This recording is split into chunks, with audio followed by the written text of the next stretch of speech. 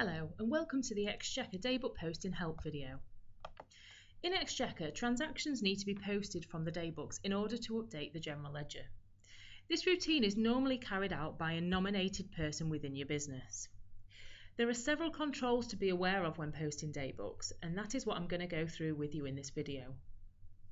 Firstly, please note the financial period down on the bottom left of your screen.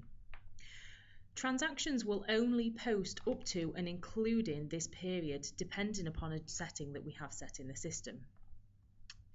In Utilities, System Setup and General Settings, on the System GL Currency tab, about halfway down on the left hand side there's a tick switch here, Disable Posting to Previous Periods.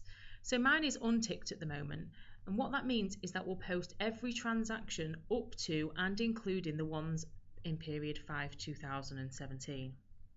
If I had this tick switch selected, it would only post transactions that are in 5/2017. Exchequer will never post any transactions to a future period to the one that you have selected down at the bottom. You can change this financial period at the bottom of the screen if you wish. You can move it forward by a period just for posting purposes and move it back when you have finished. Another thing that you need to be aware of is the query flag against transactions. So that's this little Q option here on this status column. You can put a transaction on query if you need to by highlighting it and selecting hold over on the right hand side and hold for query. It may be on query because you need to query something with the customer or supplier before it's submitted to the general ledger. If you want to take that transaction off query, you just highlight it and select hold and cancel hold. Anything that is on query will not be daybook posted. Another thing to be aware of is what's known as a daybook post suspend. If we're to put a suspend on a daybook, what that will do is it will post everything up to and including that point, but nothing after. So if I highlight this transaction and select hold and select stop posting here, it puts a status of S next to the transaction, and that is the suspend. So we'll see when we come to post this daybook that it will only post everything up to and including that point. Thirdly, you need to be aware of transaction dates. If we have any transaction with a date in the future, it won't post that transaction through to the daybook. So I'm just going to change the date of this transaction for the purpose of this exercise, just to show you what happens when we try and post that through. To actually post the daybook, just select Daybook Post and post this daybook. Here you've got a couple of screens for what you want to include and exclude from the posting, so you may only want to contain one particular transaction type within that posting run. You have a tick switch for Use Protected Mode Posting, which I would advise is always selected, because if your posting runs do tend to fail for a particular reason, maybe a power cut, something like that, it should be fairly simple to recover that posting run. I would always also advise selecting separate posting control entries, which will be ticked by default, and that basically allows you to see every single posting control run that is created individually rather than seeing it as a batch on your reports. If we select OK, we can select a print to printer or screen, and you then also get a prompt to post your job costing daybook if you use that module. I'm just going to cancel this for the purpose of this exercise. You'll then see a thread in the right hand side which is going through and posting all of your general ledger control lines for your posting run.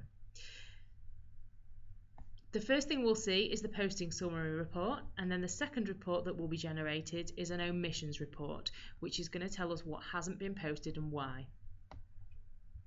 So as you can see here, you've got a transaction not posted because it's on hold, and you've got a transaction that's not posted because the posting run had been suspended at that point. And again, it's telling us any transactions after this point will not be posted.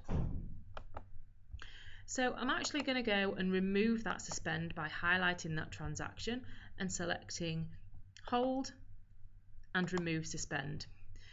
And we should now see that it's going to attempt to post all of these transactions here, and we should actually get the warning about this transaction with the future date. So if I go Daybook Post and post this daybook again, and I'm just going to cancel my job costing again. this thread will run through, and it can take a little bit longer if you do have a lot of transactions on your Daybook. I would advise posting your Daybooks as regularly as you possibly can, just to get everything submitted to your general ledger. So again, it's creating our posting summary report, which we can rerun at any point in time. And then it creates the exception log. So again, it's telling us that it's not posting these transactions that are on hold, but it's also telling us there's a couple of transactions there which dates are in the future, and it's not going to post those through to the general ledger.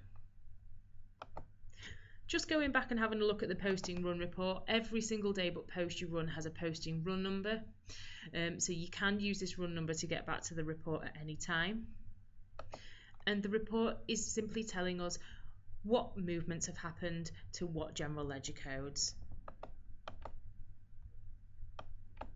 If you did want to get back to that report at any point in time, if you go to Reports, Posting Reports, and General Ledger Based Reports, here is where you would enter your posting run number to reprint that report at any point in time. Everything that I've been through with you on the Daybook posting is exactly the same on your Purchase Daybook, as well as your Nominal Daybook, as well as your Stock Adjustment Daybook. Thank you for listening to this video today, and if you've got any questions whatsoever, please don't hesitate to contact the support team here at HBP Group.